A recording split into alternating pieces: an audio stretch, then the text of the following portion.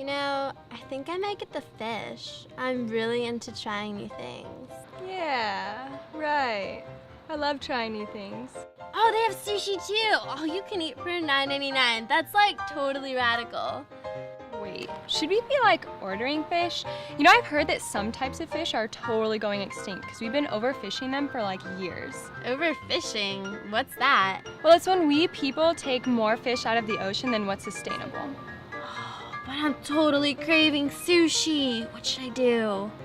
I downloaded this seafood app from the Monterey Bay Aquarium and I forwarded you some information from One World, One Ocean. Oh, I just got it. Yeah, it's really cool. It shows which fish are okay to eat, which fish aren't okay to eat, and it also tells you which restaurants are selling sustainable seafood. This is so cool. Everyone needs to see this. I'm sending it to Twitter right now. So, do you know what you want to eat? Well, I just found a place nearby on fish2fork.com.